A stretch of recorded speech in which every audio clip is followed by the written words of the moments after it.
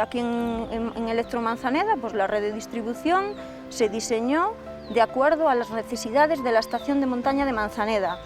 Yo les diría que vienen a un entorno natural con recursos de ocio, recursos ambientales,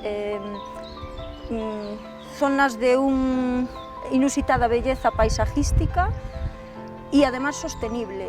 Es una comunidad energética que tiene, pues, parte de sus fuentes de energía son de origen renovable, como es las instalaciones fotovoltaicas que se han realizado gracias a este proyecto.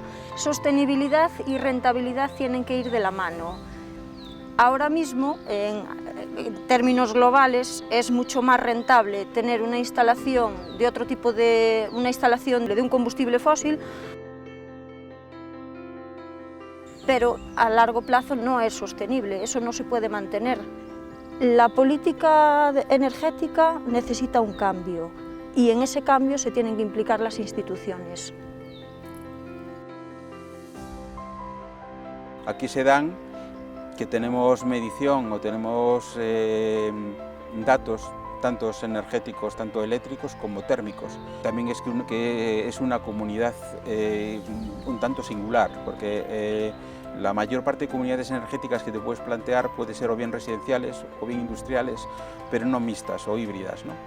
Evidentemente, en una comunidad energética muy distribuida, pues los costes de distribución pues van a ser más, los costes de infraestructura más, digamos, ¿no? Para llegar a esos puntos. En una comunidad que esté más concentrada, pues los costes de distribución serán inferiores, ¿no? El primer paso es legislativo. La lucha debe ser de las comunidades energéticas para lograr que cambie la legislación y que la legislación sea más permisiva en el autoconsumo y en la autoproducción y la autogestión de su energía, ¿no? Debería permitirse la importación o la explotación de estaciones o de producciones que puedas, digamos, tener más abierto. Entonces,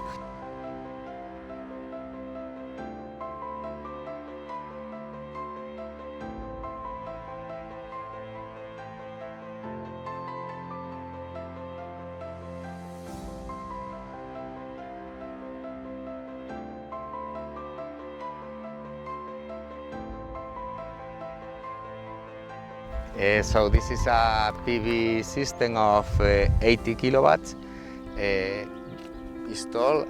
This system fits with another PV system installed in this roof, in this building. Está claro que el generar energía distribuida cerca de donde se consume reduce significativamente las pérdidas por transporte y esto hace pues, más eficiente el sistema eléctrico en general. Y es una de las grandes ventajas que puede traer la generación distribuida de energía con sistemas como los que se están implementando en el Pilosite, como la fotovoltaica. Este modelo de mercado energético, en España todavía la regulación no está suficientemente avanzada para permitirlo, pero lo vamos a testar de forma virtual en este proyecto pues para ver cómo se podría montar, qué costes tendría y poder medir, al menos de manera virtual, qué beneficios generaría para todas las partes involucradas. Que sea la única estación de montaña, ya no solo en Galicia, sino que a nivel de España, que sea autoeficiente energéticamente 100%. Vamos a intentar explicar a la gente cómo pueden aprovechar ellos este proyecto para su vida diaria. Primero va a ser evidentemente invitándolos o haciendo que vengan a disfrutar, invitarlos a vivir la propia experiencia de cómo un proyecto de este tipo hace que puedan tener una vida normal diariamente. Nosotros lo que queremos demostrar es que el autoconsumo puede ser muy útil para la vida diaria de las administraciones públicas y con esto también tratar de demostrar que es necesario un cambio legislativo para primar a nivel europeo el autoconsumo, que va a redundar en dos beneficios para la ciudadanía. Me ha interesado mucho ver cómo estaban distribuidas las diferentes instalaciones fotovoltaicas y cada una con su posición especial a la hora de aportar diferentes capacidades energéticas a los sistemas. Es muy difícil transmitirle a la ciudadanía esto, es decir, transmitirle qué ventajas tienen las comunidades energéticas, qué ventajas tiene gestionar tu propia energía Sin embargo, cuando tú te gestionas tu propia energía, eso tiene unas dificultades, pero también tiene grandes ventajas.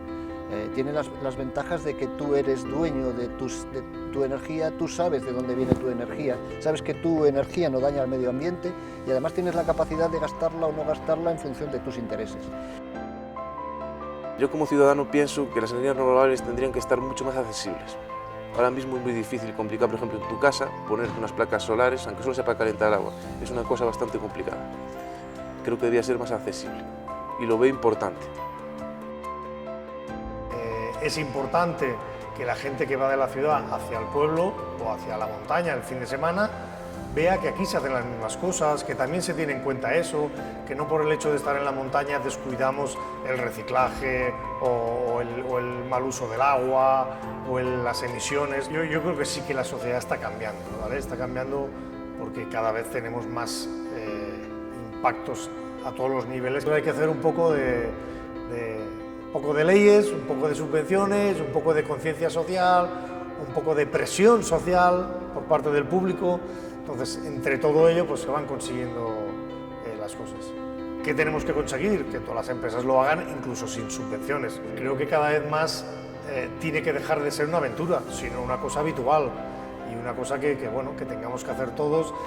¿Que eso comporta un esfuerzo? Pues sí, no te lo voy a negar.